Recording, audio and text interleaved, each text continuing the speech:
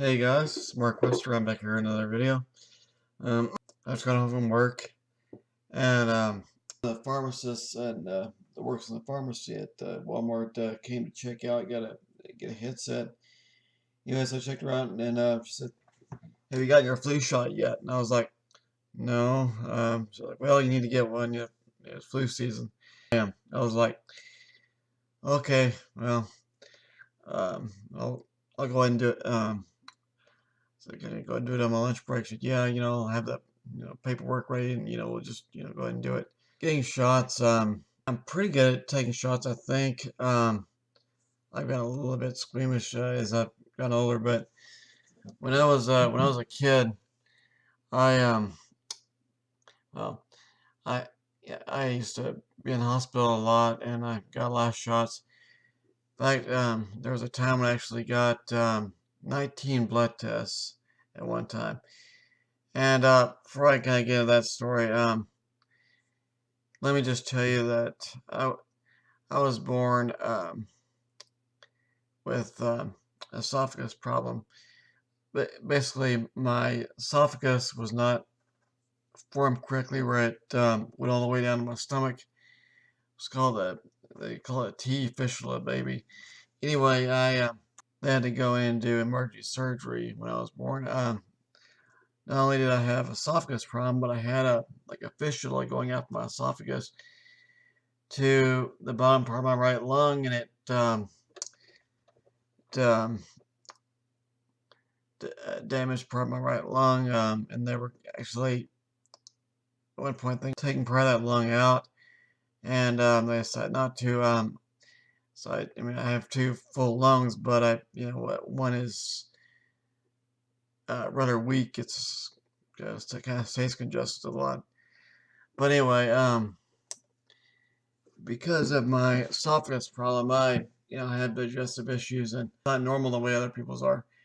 Um, when I was 6 years old, they went in and did what they called a fundoplication, where they go in. The original operation, they had to stretch the stomach to meet the esophagus, stretch the stomach.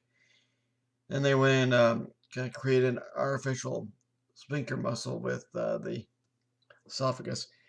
And I know I'm using some medical terms there, but basically, when I went to the hospital when I was 6 years old, they had to do a number of blood tests on me, and why they had to do 19 different blood tests, I'm not sure. I mean, I don't know to this day. I was like, I'm thinking, like, couldn't they do multiple tests on the same blood, or maybe take 3 or 4 samples and do multiple tests on them?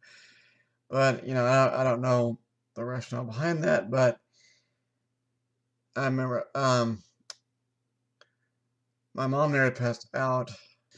My dad had to stay with me because my mom couldn't take watching it. And you take 19 blood tests, and man, you'll tell everything you know. I'll talk. Just stop the pain. Stop sticking me. Anyway, back then I could take shots pretty good. I had a high tolerance for pain. I had a lot of health problems, which is from basically birth to 8 years old.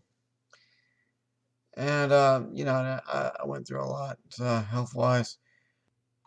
One thing about well,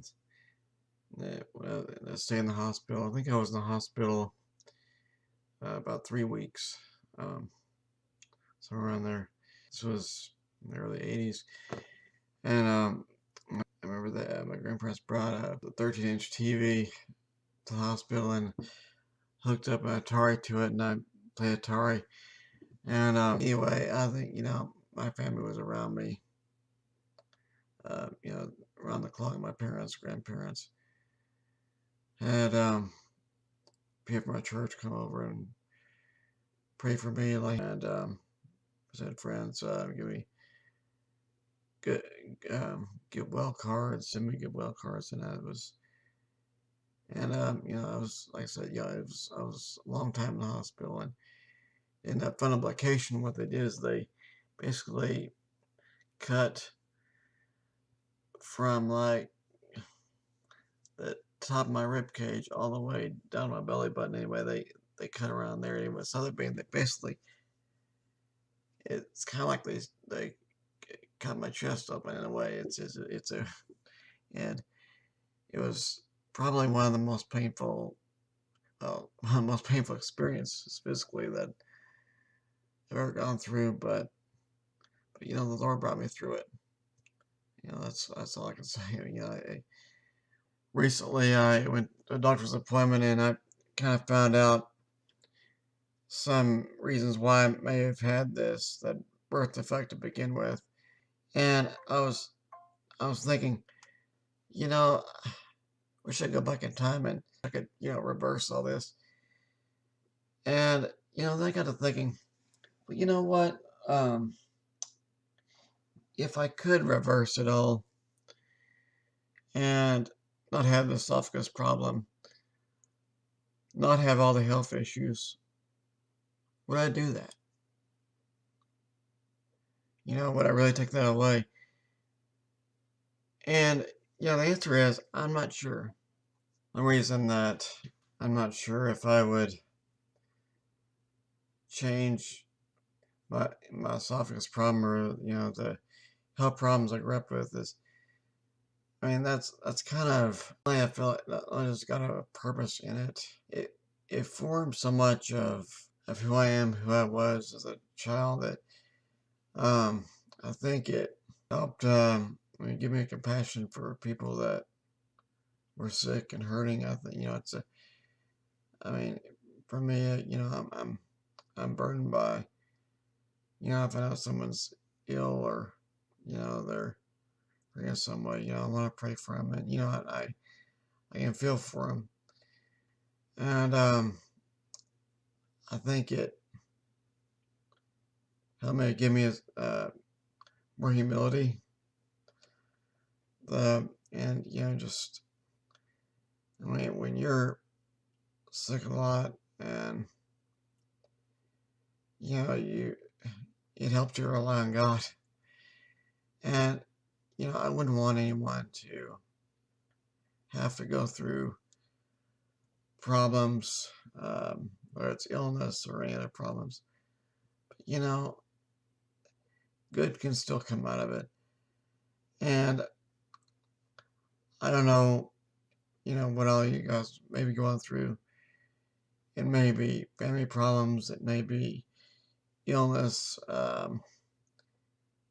could be, you know, and I know that, you know, there are people that have been in a lot worse situations than I have been in. When, you know, look at, you know, maybe a child that has cancer or something that doesn't have much chance of survival, or, you know, once they're maybe stuck in a wheelchair their whole life or something like that. I mean, you know, it's like I feel like I didn't have it so bad off, but, you know, and you know, I don't know that I don't know if I would take the trials away. You know, one thing I really want to say in closing here is, you know, regardless of whatever you're going through, whatever the trial may be, whatever trials you've maybe gone through, keep trusting God. Never take your eyes off God. Never take your eyes off Jesus. Keep following Jesus no matter what. And even if it may feel like God doesn't care, or He's not looking after you, He is. He hasn't forgotten about you. People may let you down. People may forget about you, but God never will. He will take care of you. Keep your eyes on Jesus. Anyway, that's what I want to say in closing.